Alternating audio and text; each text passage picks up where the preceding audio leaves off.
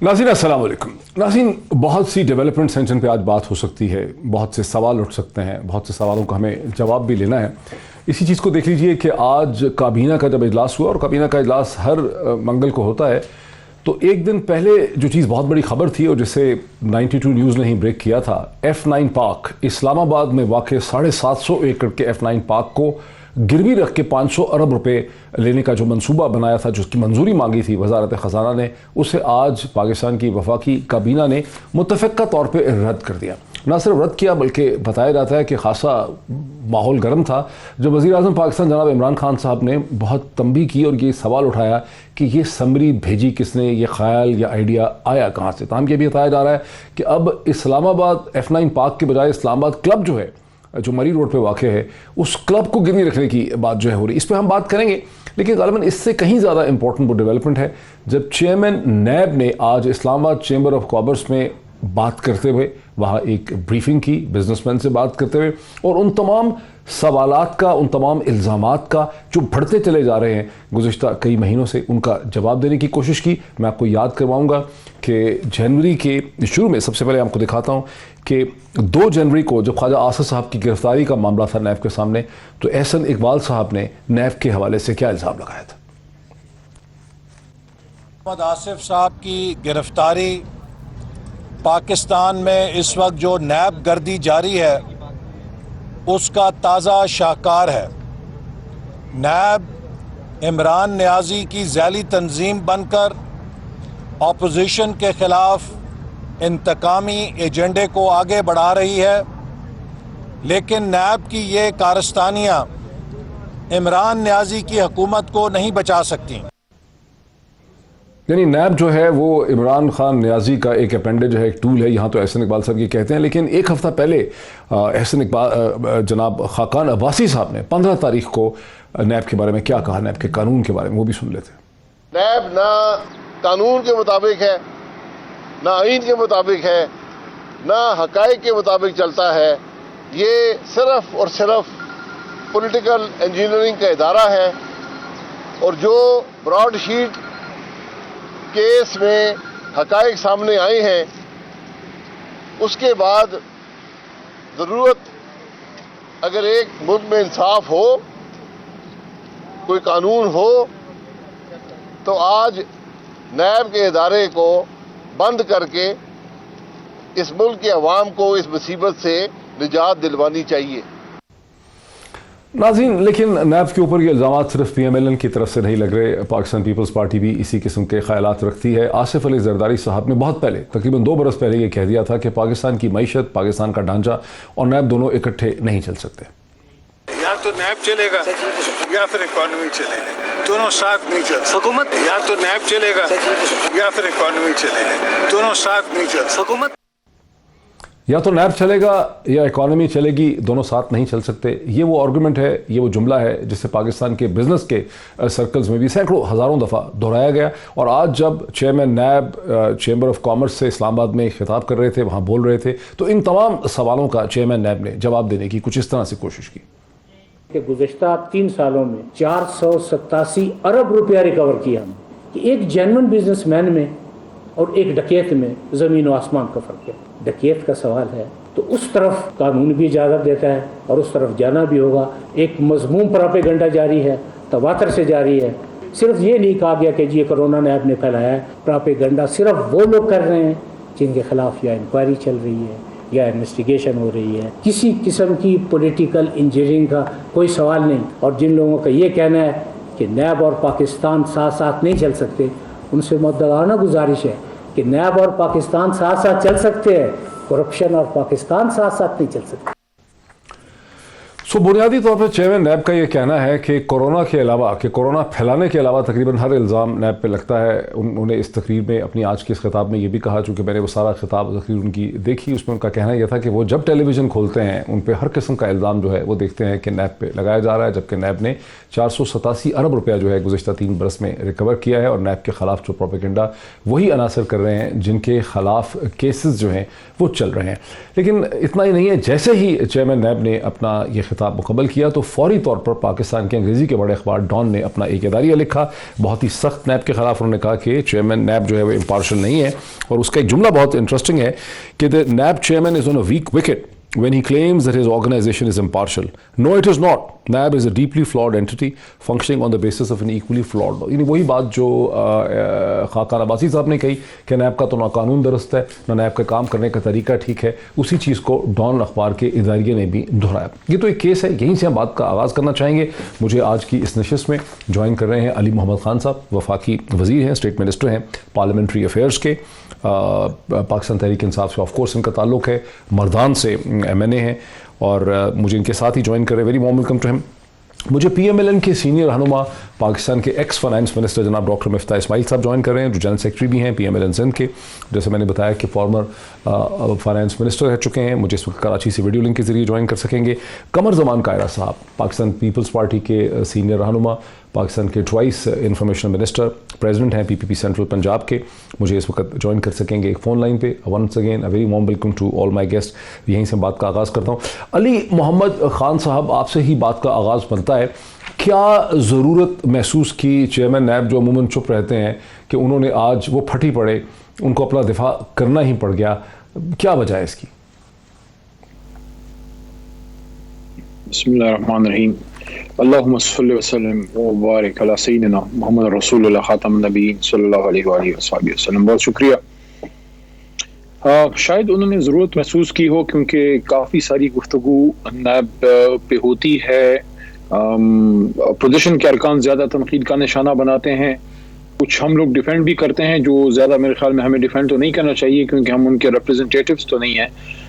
कुछ हम में से हम लोग बाज़ चीज़ों पे तनकीद भी करते हैं जो हमारा हक है एक सियासी कारकुन का होते हुए, लेकिन चूँकि नैब एक रियासती इदारा है, हुकूमती इदारा नहीं है, रियासती इदारा है, और पार्लियामान की हद तक अगर आप देखें तो हम उनको रिप्रेजेंट करते हैं मिनिस्ट्री ऑफ लॉ के ज़रिए। जब कोई सवाल उन पे उठता है, कोई कॉलिंग अटेंशन या इस टाइप की कोई चीज़ जब आती है, तो एक रियासती इदारे पे जब उसके ख़िलाफ़ प्रोपेगेंडा हो तो फिर हुकूमत का एक फ़र्ज़ बन जाता है कि आप उसका एक मुनासिब तरीके से जवाब दें।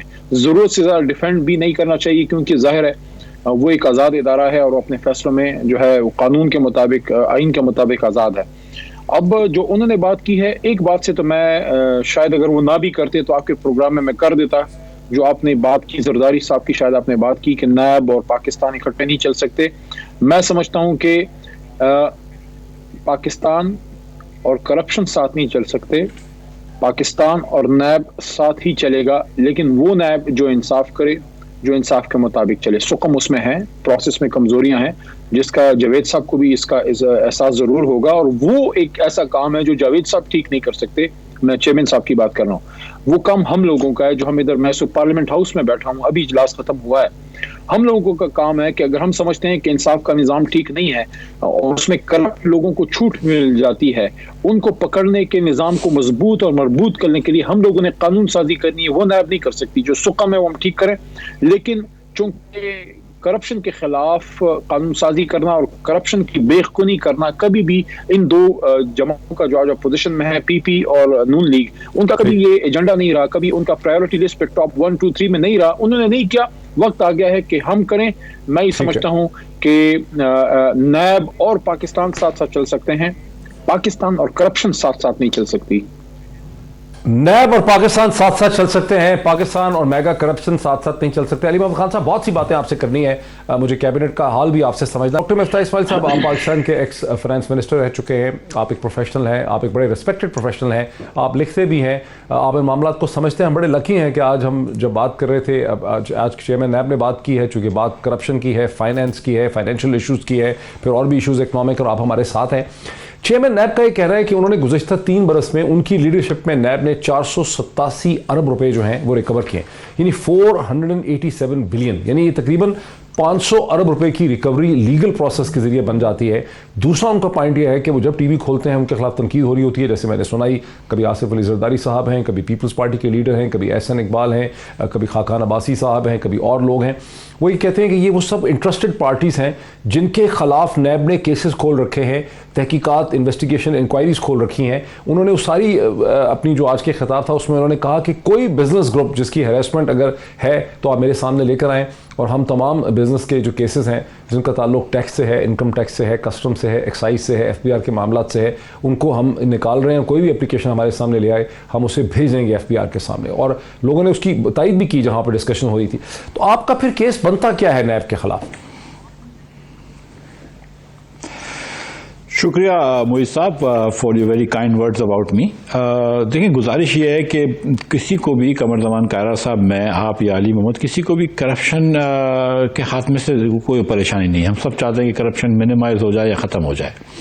سوال یہ ہے کہ کیا نیب ایک فعال ادارہ ہے جو کرپشن ختم کر رہا ہے؟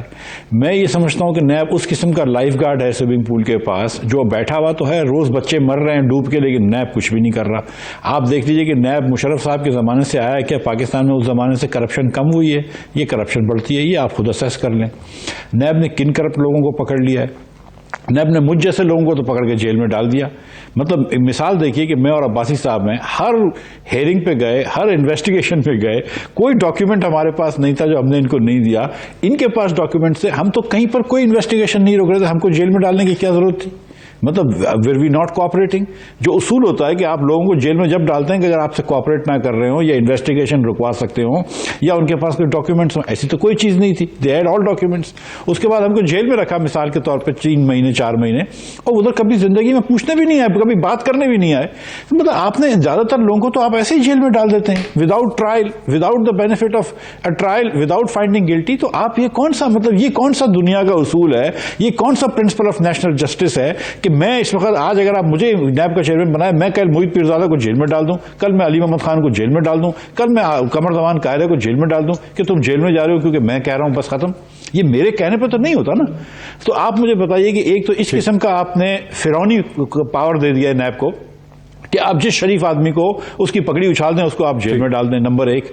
نمبر 2, آپ نے کون سا کرپشن کم کرا ہے؟ کیا آپ نے کرپشن کے خلاف پاکستان میں کیا سیکولرلی کرپشن کم ہو رہا ہے کیا 15 سال کے اندر؟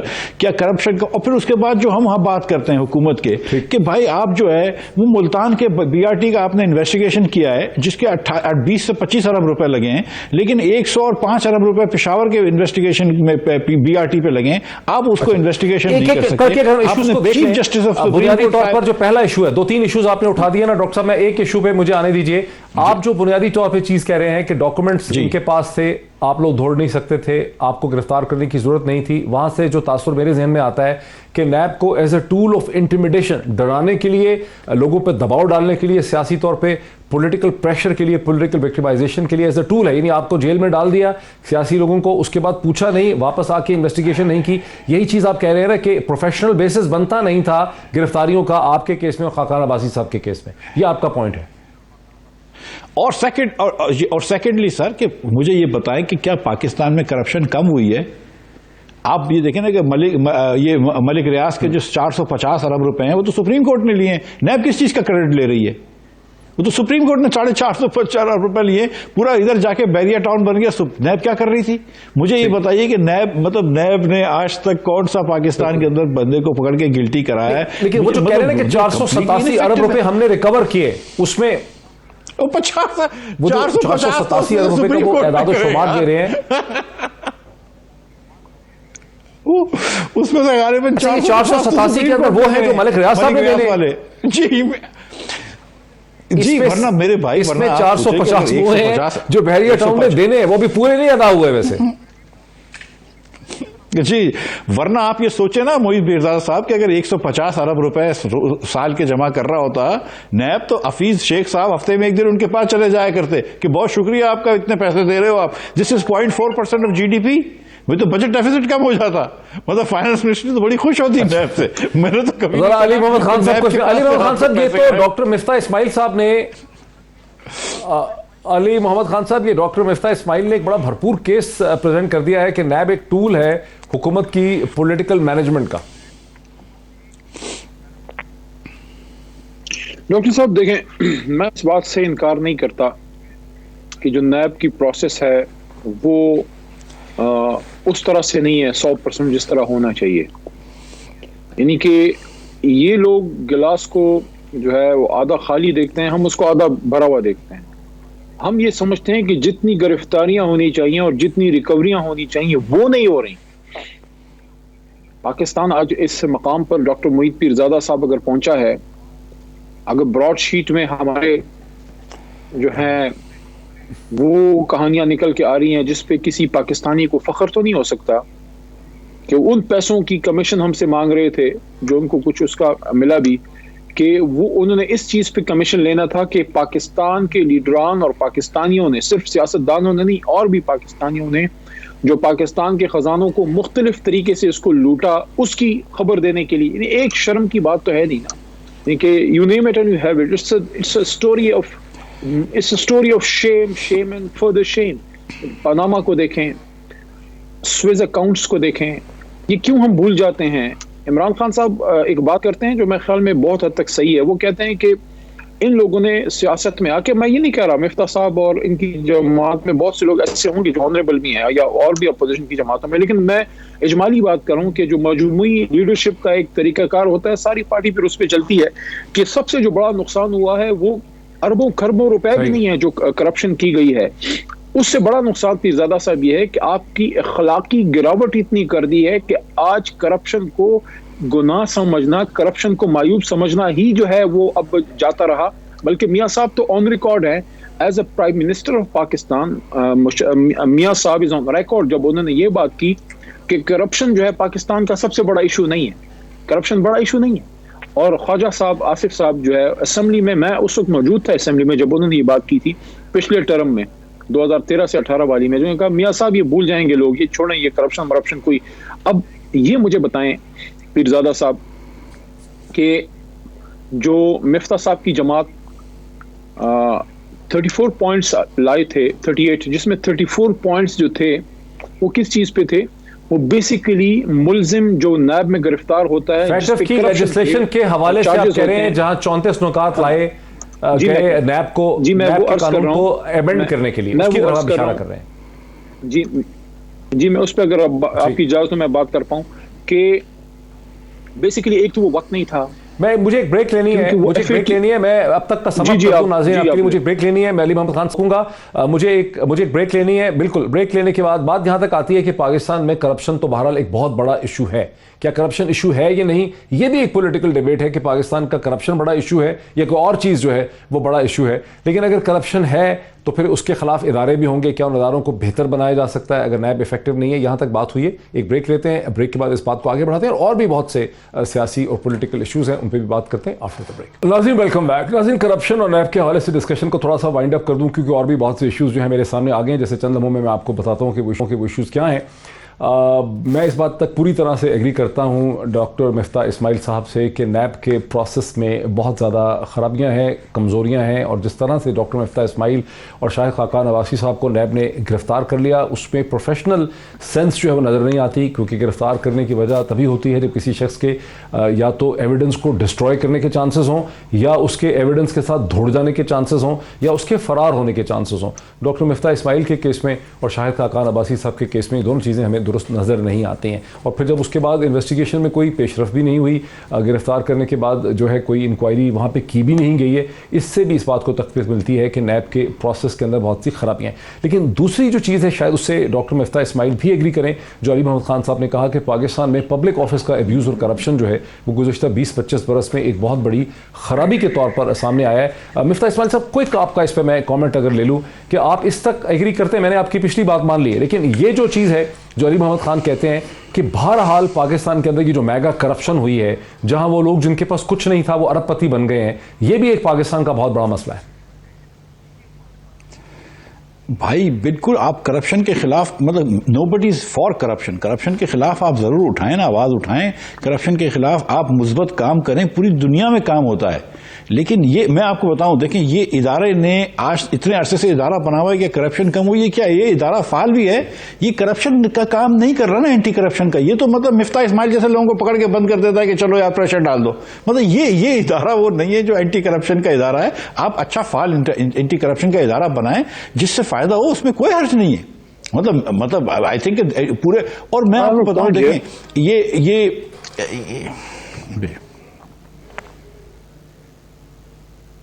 जी जी, मैं सुन रहा हूं आपको। जी जी, डॉक्टर, मैं ये कहना चाह रहा हूं। मैं ये आपकी कह रहा आवाज हूं कि देखिए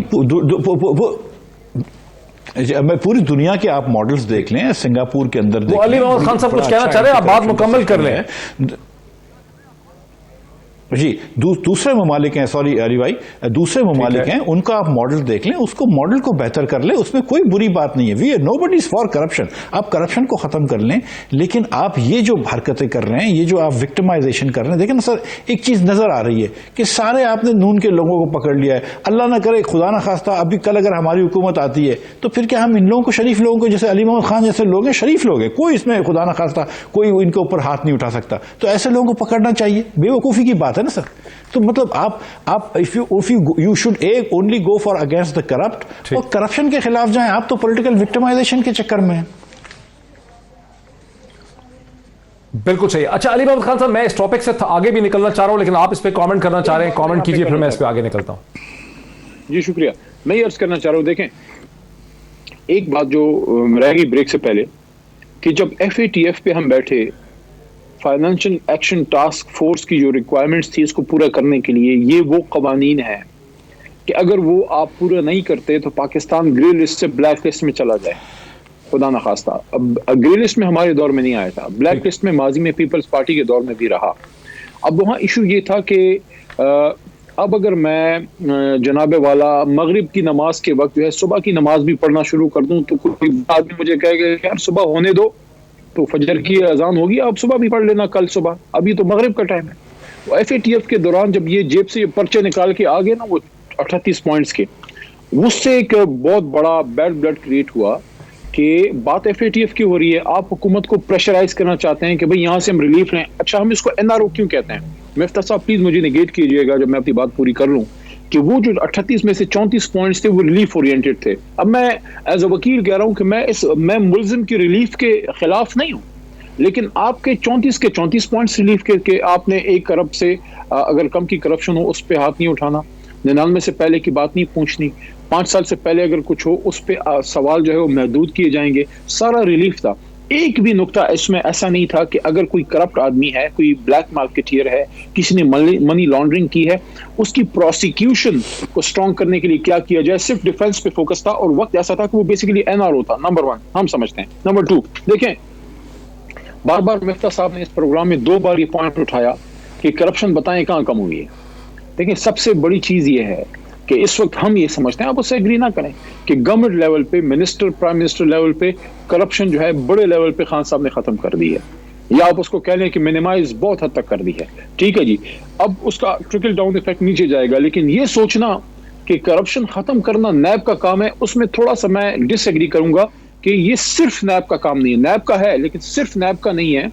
करप्शन खत्म होती है, ये एक सोशल एस्पेक्ट भी है, इसमें सोशल उलमा का रोल है, उसमें इलेक्ट्रॉनिक मीडिया का रोल है, उसमें सोशल मीडिया का, उसमें हुकूमत के इदारों का, हुकूमत का रोल है। डॉक्टर मिफ्ता इस्माइल साहब, इसमें एक तो जो चीज़ है उससे, क्योंकि आप इतने एक्सपोज्ड हैं, इतने वेल ट्रेवल्ड हैं दुनिया भर में एज अ बिजनेसमैन भी, सियासत में आने से पहले, कम से कम इस हद तक आप शायद मुझसे एग्री करें कि मगरबी माशरों में जहां बड़े स्ट्रॉन्ग इंस्टीट्यूशनल मैकेनिज्म है, बरतानिया में उस तरह से इंस्टीट्यूशनल करप्शन सामने नहीं आई है, ये नहीं होती है जिस तरह से फ्रांस में है, और जिस तरह से इटली में और स्पेन में करप्शन है, वहाँ कस्टम करप्ट है, इनकम टैक्स के मामला आते हैं करप्शन के, पॉलिटिकल करप्शन इटली में बहुत है, स्पेन में, उस तरह की जर्मनी में, ये स्कैंडिनेविया कंट्रीज में देखने में नहीं आती है। तो करप्शन का कुछ माशरे और सोसाइटी से भी ताल्लुक है, महज कोई नैब की तरह इदारा बना देने से उसका हल जो है वो नहीं निकलता। और दूसरा जो उन्होंने सवाल उठाया कि जो 34 अमेंडमेंट्स आप लोग लेकर आए थे ऑपोजिशन, जब फैटफ की लेजिस्लेशन का मामला था, वो तो खालिस्तान एक अपनी लीडरशिप के लिए रिलीफ लेने की कोशिश थी वहां पर, उसका एक क्विक हमें अगर आप जवाब दे सके तो।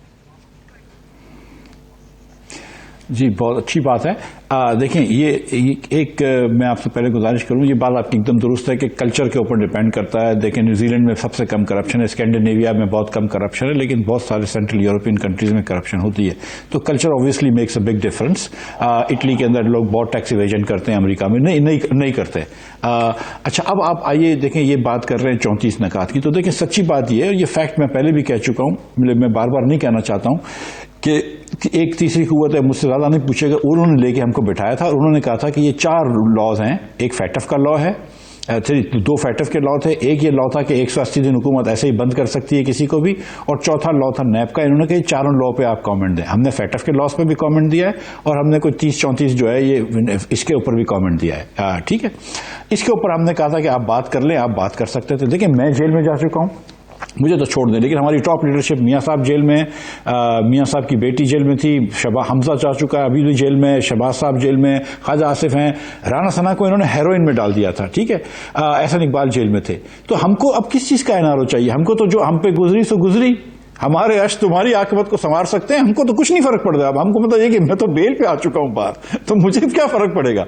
गुजारिश ये है कि ये तो मतलब फॉर द कंट्री ये कर रहे थे, आपको अगर इस पे बात करनी थी, हमने तो शुरू नहीं करा था, हमने तो नहीं कहा था कि ये करो, हमको तो कहा गया था कि आप इस पे कमेंट दें। हम 55 रुपए की चीनी बेच रहे थे, आप 100 रुपए की बेच रहे हैं, कौन सा करप्शन कम हो गया है? आप कह रहे थे 12 अरब रुपए का मुस्लिम लीग नून वाले सब वो करते थे मनी लॉन्ड्रिंग, वो पैसे किधर गए मुझे दिखाइए। ये आप क्या बात कर रहे हैं? जितनी आज करप्शन है मोहित पीरजादा साहब आपको भी पता है। देखें अली मोहम्मद का कोई नाम नहीं लेता है, शिबली फराज का कोई नाम नहीं लेता है, असद उमर का कोई नाम नहीं लेता है, शफकत महमूद का कोई नाम नहीं लेता है, लेकिन बाकी वुज़रा हैं जिनके नाम आते हैं, जिनकी बातें होती हैं। करप्ट तो ये लोग बहुत हैं, हमारे इसमें क्यों ऐसी बात नहीं थी सर, ये लोग बहुत ज्यादा करप्ट हैं। सिस्टम में करप्शन तो है, सिस्टम में करप्शन तो है, इसमें कोई शक नहीं। मैं थोड़ा सा इस पे मैं थोड़ा सा आगे भी इसमें से इंडिविजुअल मिनिस्टर्स भी करप्ट। एक नुक्ता इस पे ले लें, एक नुक्ता ले लें। देखें मैं ये अर्ज करना चाहता हूं कि जब मिफ्ता साहब की जमात की हुकूमत थी, हमारी पख्तूनख्वा में हुकूमत थी, तो बहुत सी इश्यूज पे हम असेंबली में फ्लोर पे भी बात करते थे, और जब फ्लोर पे बात नहीं बनती थी तो हम अदालतों में भी जाते थे, क्योंकि हम उन मामलात में सीरियस थे। 2 एग्जाम्पल्स मैं आपको दे देता हूं, मिफ्ता साहब फिर मुझे कोट कर दें कि उनके पास क्या एग्जाम्पल है। देखें ये बार बार बात करते हैं बीआरटी पेशावर, या अभी आज उन्होंने नहीं की, वैसे ये लोग करते हैं बिलियन ट्री सुनामी। ठीक है जी, होता है ऐसा डॉक्टर साहब, एम आई राइट? तो हमने इनके दौर में रिगिंग की बात उठाई असेंबली में। मुझे वो तारीख साथ स्पीच जनाब इमरान खान साहब की याद है, जब मियां नवाज शरीफ साहब वज़ीर आज़म थे। इमरान खान साहब ने पहली स्पीच जब की, एक तरह से एक वेलकमिंग स्पीच थी, एक इनकमेंट वज़ीर आज़म को, जो पहली स्पीच थी इमरान खान साहब की, उसमें उन्होंने कहा था कि 4 हल्के खोल दें ताकि आइंदा से रिगिंग ना हो। स्टार्ट हमारी पार्लियामान से थी, फिर हम उसको ले गए सुप्रीम कोर्ट ऑफ पाकिस्तान में, वहां एक लंबी जंग हुई, वो हम हारे, हमने उसको एक्सेप्ट किया। देन करप्शन का एक इशू आया, पनामा को हम फिर दोबारा सुप्रीम कोर्ट में चले गए। सो हम हमेशा सुप्रीम कोर्ट में जाते थे, पिटीशन लेके जाते थे, क्योंकि हम सीरियस थे इन मामलात पे। अगर मिफ्ता इस्माइल साहब, इनकी जमात समझती है कि हमारे किसी इदारे में, हमारी किसी मिनिस्ट्री में हम में से किसी ने करप्शन की है, तो अगर आप देखें, अगर मैं मिफ्ता साहब पे इल्जाम लगाऊंगा कि खुदा न खास्ता मिफ्ता साहब आपने जनाब 3000 अरब की खांचा मार दिया है, तो ये एक्सेप्ट करेंगे? He would never accept. तो उसका डिसाइडिंग फैक्टर कौन होगा? What would be the neutral arbiter? वो होगा सुप्रीम कोर्ट या हाई कोर्ट। मैंने कभी नहीं देखा कि पार्लियामेंट हाउस के अंदर इलेक्टेड लोगों की, पार्लिमानी पार्टी की जमात की सदारत एक अनइलेक्टेड शख्सियत करे। यानी कि बहुत मौजूद होंगे, पार्टी का ओहदा होगा तो बाहर जाके पार्टी ऑफिस में हेड करें। पार्लियामेंट के अंदर पार्लियामेंट्री पार्टी को एक अनइलेक्टेड शख्स कैसे लीड कर सकता है, चेयर कर सकता है? फिर कहते हैं वोट को इज्जत दो। खूब इज्जत दे रहे हैं भाई। अच्छा, अब ये डॉक्टर साहब, अब इसका रिस्पॉन्स हम ब्रेक के बाद ले लेते हैं, क्योंकि ये अब सवाल तो इन्होंने उठा दिया। मैंने पूछा तो सवाल डॉक्टर मिफ्ता से था। नहीं, मैं अब एक ब्रेक मुझे लेने दीजिए, ब्रेक के बाद से डॉक्टर साहब इसका जवाब समझता हूं कि आप क्या हमें समझाते हैं दोनों चीजों का after the break. Welcome back नाज़रीन। जैसा कि आप देख रहे होंगे कि मेरे दोनों पार्टिसिपेंट्स के दरमियान में ऐसी लगातार मुसलसल अनस्टॉपेबल इंटरवेंशनिस्ट किस्म की इंटरवीन करने का मौका नहीं मिल रहा, ऐसी डिबेट चल रही है लगातार और मुसलसल के मैं सवाल भी नहीं पूछ पा रहा। डॉक्टर मिफ्ता इस्माइल साहब बहुत ही क्विकली, ये जो अली मोहम्मद खान साहब ने बहुत ही एक तीखा और बहुत ही चुपता और बहुत ही मुश्किल सवाल उठा दिया कि ये कैसे हो गया कि पार्लियामेंट की बिल्डिंग और फ्लोर के अंदर, उस बिल्डिंग के प्रेमिसेस में एक नॉन पार्लियामेंटेरियन ने, एक अनइलेक्टेड शख्सियत ने, मोहतरमा मरियम नवाज साहिबा ने पीएमएलएन की पार्लियामानी पार्टी की मीटिंग को लीड कर लिया है। ये कैसे मुमकिन हो गया? मैं अली मोहम्मद साहब के बात का जरूर जवाब देता अगर वो खान साहब से ये पूछ चुके होते कि यार जागीर तरीन तो इलेक्टेड नहीं था, उसको काबीना में किस तरह बिठाते थे। अगर अली मोहम्मद साहब ने ये इमरान खान, तो जहांगीर तरीन से तो कभी इन्होंने नहीं पूछा कि आप तो इलेक्टेड नहीं थे, आप काबीना की मीटिंग में कैसे बैठते थे? जो शाह मोहम्मद कुरैशी ने बैठा तो ये कैसे पूछते हैं? और दूसरा कि हमारी पार्टी की इंटरनल मीटिंग है, हम डिसाइड कर लेते हैं कौन किस तरह बैठेगा, आपको परेशानी की बात नहीं है। अब सर मेरी बात नहीं है सर। علی محمد خان صاحب یہ کہتے ہیں، علی محمد خان صاحب یہ کہتے ہیں کہ اگر ہم نے پشاور میں کرپشن کری ہے تو آپ 105 ارب روپے کی جو بنائی ہے، اس کا جواب لے لیں علی محمد خان صاحب 25 ارب پہ 27 ارب پہ دیتے تھے. وہ جواب تو لے لیں جو مجھے جواب دینے دے. آپ نے یہ کہا کہ ہم نہیں، آپ نے یہ کہا کہ سر میں اس پہ، آپ نے کہا کہ کورٹ میں جائیں گے، تو میں یہ کہنا چاہ رہا تھا سر کہ ایک پولیس والا ایک شہری کو مار رہا ہے تو دوسرا شہری آ کے بولتا ہے یار تم اس کو مارنا بند کرو. بولتا ہے اگر مسئلہ ہے تو کمشنر کے پاس چلے جاؤ نا. یار یہ کون سا دلیل ہے؟ آپ مارنا بند کریں نا، آپ چوری تو ختم کریں. اگر آپ کو عمران خان کو سچ مچ کرپشن کے خلاف کچھ ڈر ہوتا تو 105 ارب روپے خرچ ہوئے، نہیں پوری بات سن لیں پھر بات کر لیں. 105 ارب روپے جب خرچ ہوئے تو عمران خان کو وہ نہیں ہوا، دل میں خوف نہیں ہوا کہ یار انویسٹیگیشن تو کراؤ کس نے چوری کری ہے؟ یہ زلفی بخاری کا کیا تعلق ہے اس کے مقبول ان کمپنی والوں سے جنہوں نے کنسٹرکشن کری ہے؟ عمران خان کو یہ بات ذہن میں نہیں آئی جب عامر کیانی نے بجلی کی دوائیوں کی پرائس 500 گنا بڑھا دی 15 دن کے اندر، تو اس کو ہٹا کے صرف پارٹی کا سیکرٹری جنرل رکھ دیا. عمران خان صاحب کو یہ بات سمجھ میں نہیں آئی کہ یار اس کو انویسٹیگیشن کریں. جب شوگر کے اندر 400 ارب روپے کا آپ نے ڈاکہ لگا دیا تو خان صاحب نے جب میں نوٹس لوں گا کس کو پکڑا ہے مجھے بتائیں نا کس کو پکڑا ہے. سر آخری بات سن کے جواب دے لیجیے گا کہ آخری بات سن کے جواب دے لیجیے گا. آٹا جو ہے وہ بزدار صاحب نے اور ان کے بہنوئیوں نے ملوں کو دے دیا آٹے کی چکیوں کو اور سارا اسمگل کرا دیا افغانستان اور سینٹرل ایشیا.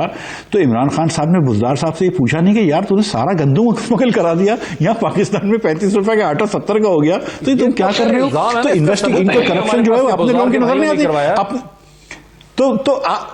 تو بھائی آپ انویسٹیگیشن کروائیں نا. آپ کے پاس ثبوت تو آپ کے پاس کون سا ثبوت تھا کہ ہم نے 27 ارب میں چوری کری؟ جی اب جواب دیں. دیکھیں اصل بات سے ادھر ادھر ہو رہے ہیں.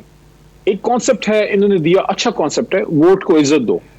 ووٹ کو عزت دینے کا کانسیپٹ یہ ہے کہ جس کو عوام ووٹ دیتی ہے آپ نے اس کو عزت دینی ہے. الیکٹڈ ووٹ کو عزت دینی ہے. تو الیکٹڈ ووٹ کو عزت دینے کا سب سے بہترین طریقہ انہوں نے یہ ڈھونڈا کہ پارلیمنٹ جو سن 85 سے جنیجو صاحب سے لے کے بے نظیر بھٹو صاحبہ کی ٹرم 88 سے 90 سے 93 میاں صاحب، 93 سے 96 بے نظیر بھٹو شہید صاحبہ، 96 سے 99 تک پھر میاں صاحب، پھر بیچ میں مشرف کے وہ نام نہاد سی جو جمہوریت، پھر ان کے 2 ٹرم آ گئے 8 سے 13 اور 13 سے 18 تک پہلے پیپلز پارٹی، پھر یہ سارے ملا کے ان میں مجھے ایک اکرنس بتا دیں کہ اپوزیشن یا گورنمنٹ کی پارلیمنٹری پارٹی کو یہاں پہ پارلیمنٹ کے اندر، میں باہر نہیں بات کر رہا، پارلیمنٹ کے اندر پارلیمنٹری پارٹی کو ہمیشہ الیکٹڈ آدمی ہیڈ کرتا ہے.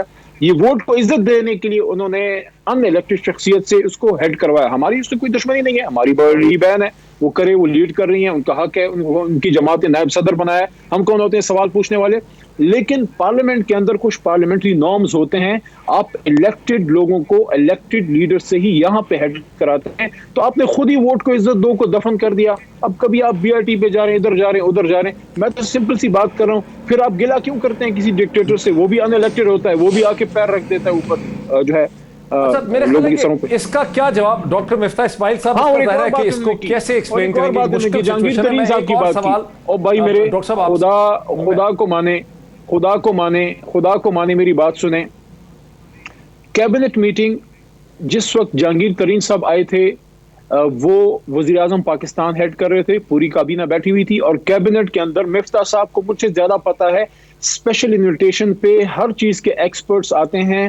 ظاہر ہے جہانگیر ترین صاحب کا ایک ایکسپیرینس، ایک بیک گراؤنڈ رہا تھا ایگریکلچر میں، ان کو وہاں بلایا گیا کہ ایگریکلچر پہ وہ بریف کریں، کوئی جو ہے وہ بات بتائیں. آپ کیبنٹ میں جو آپ کا سیکرٹریز آتے ہیں، جو آپ کے اسپیشل اسسٹنٹس آتے ہیں کیبنٹ میں آتے ہیں، ان میں کوئی الیکٹڈ نہیں ہوتا. لیکن جہانگیر ترین صاحب نے ہیڈ نہیں کیا تھا اس کابینہ کو، پاکستان کی تحریک انصاف کی کوئی بھی میٹنگ، پارلیمنٹری پارٹی کی کوئی میٹنگ ان الیکٹڈ آدمی نے کبھی بھی ہیڈ نہیں کی، نہ کوئی کر سکتا ہے. ڈاکٹر صاحب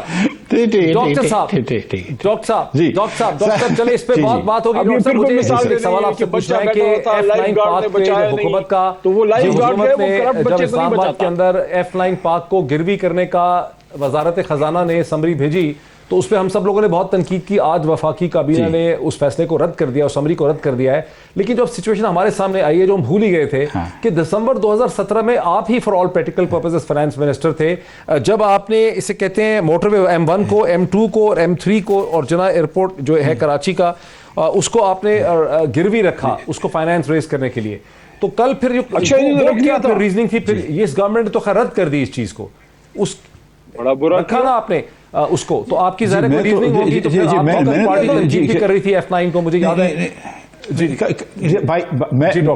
کل موید صاحب, کل میں حامد میر صاحب کے شو میں تھا اور یہی سوال اٹھا تھا, تو میں نے کہا تھا کہ اسلامک بینکنگ کو فروغ دینے کے لیے صکوک جاری کرنا ہاں نہیں, میں نے خود کہا ہے کہ اس میں کوئی بری بات نہیں ہے. میں نے صرف یہ کہا تھا کہ F9 پارک یا مزار قائد فار انسٹنس کراچی, میں نے کہا اس کو نہ کرنا, ان کی سمبولک ویلیو ہوتی ہے, لیکن جن ایسٹس کی انکم اسٹریم ہوتی ہے جیسے کہ موٹر ویز ہیں, ایئرپورٹس ہیں, کوئی پاور پلانٹس ہیں, اس کو کرنے میں کوئی حرج نہیں ہے.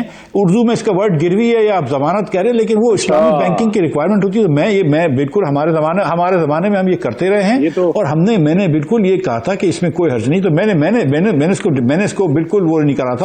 جو ہارون رشید صاحب نے جو الزام لگایا 18 تاریخ کو کہ ایک امریکن اور ایک عرب پلان ہے کہ اکٹھا کیا جائے کراؤڈ فروری کے آخر میں, اور انہوں نے کہا کہ نواز شریف صاحب کی بھی تائید ہے, مولانا فضل الرحمان کی بھی تائید ہے, NGOs کی بھی ہوگی, انٹرنیشنل میڈیا کی بھی ہوگی, کہ حکومت کو ایک عرب سپرنگ ٹائپ ماڈل سے ختم کیا جائے. اس پہ کیا آپ کا ہے رد عمل؟ جی میں نے ہارون رشید صاحب کی میں نے یہ بات سنی ہے سیکنڈ ہینڈ, کہ وہ کہہ رہے تھے کہ وہ حسین ہارون صاحب شاید وزیر اعظم بن جائیں گے, جس کا کوئی چانس نہیں ہے. اور مولانا صاحب کی بات سے میں ٹکڑا سنا دیتا ہوں آپ کو, کشمیر ویسے ٹائم نہیں ہے, لیکن ہارون رشید صاحب نے کہا کہ ایک امریکن عرب پلان ہے کہ کراؤڈ اکٹھا کیا جائے. یار نہیں, وہ یہ کلیئر پلان ہے, ٹائم اتنا نہیں ہے کہ اسلام آباد میں ایک ہجوم اکٹھا کیا جائے. ہارون رشید صاحب کو ضرور کچھ پتا ہوگا. میں obviously اتنا اونچا پولیٹیشین نہیں ہوں, میں امریکن اور عرب پلان کے اس میں حصہ نہیں ہے میرا. میں اتنی گزارش کرتا ہوں سر, آپ سے ایک سوال پوچھتا ہوں میں موید پیرزادہ صاحب, کہ بہت سارے لوگوں نے PTI کو جنہوں نے ووٹ دیا تھا, وہ PTI کو کچھ بہتری کے لیے لے کے آئے تھے نا, صرف پالیٹکس میں بحث برائے بحث تو نہیں لے کے آتے. تو کیا بہتری لے کے آئی ہے PTI؟ مجھے آپ یہ بتائیے کہ کیا آٹا سستا کر دیا, کیا چینی سستی کر دی, کیا تعلیم بہتر کر دی, کیا ہسپتال کے اندر کیا ہسپتال نہیں ہوئی تو سوال کا جواب نہیں دے رہے, یہ تو آپ سر مجھے میں تو سر میری بات سنیے, میں اس ٹائپ کی سر علی بھائی شکریہ آپ کا, اس ٹائپ کی کنسپریسی تھیوریز میں بلیو نہیں کرتا ہوں. پاکستان کے انشاءاللہ جو ہوگا وہ پاکستانی لوگ کریں گے. ہم نے PDM نے اپنا مقدمہ عوام کو لے کے جائیں, اور انشاءاللہ تعالی ہم مولانا صاحب میرے خیال سے کشمیر کی بات کر رہے تھے, فلسطین کی بات کر رہے تھے, پاکستان کی مجھے نہیں, مگر مولانا سے کسی سے پوچھ لے, مولانا کے آدمی کا مجھے نہیں پتا. میں یہ سوال پوچھتا ہوں موید بھائی, میرا آپ کا سوال ہے, علی بھائی سے بھی سوال ہے کہ کیا پنجاب کے اسپتال بہتر ہو گئے, کیا شریف وہ واپس ختم کیوں کر دیا؟ جی وقت ہمارا بالکل ختم ہو گیا. علی محمد خان صاحب کا بھی, ڈاکٹر مفتاح اسماعیل صاحب کا بھی بہت شکریہ. قاہرہ صاحب جوائن نہیں کر سکے, لیکن بات بڑی کلیئر ہے کہ مولانا فضل الرحمان کی جو سٹیٹمنٹ ہے وہ کم از کم جو ہے ہارون رشید صاحب کا جو الزام تھا, جو ان کی پوزیشن تھی, اس سے خاصی مطابقت جو ہے رکھتی ہے. اس کا جواب مجھے نہیں مل سکا آج. اتنا ہی, بہت ہی تیز و تند ڈسکشن تھی, بہت سے سوال نہیں بھی پوچھے جا سکے, لیکن آج اتنا ہی. پھر آپ سے ملاقات ہوتی ہے. بہت شکریہ.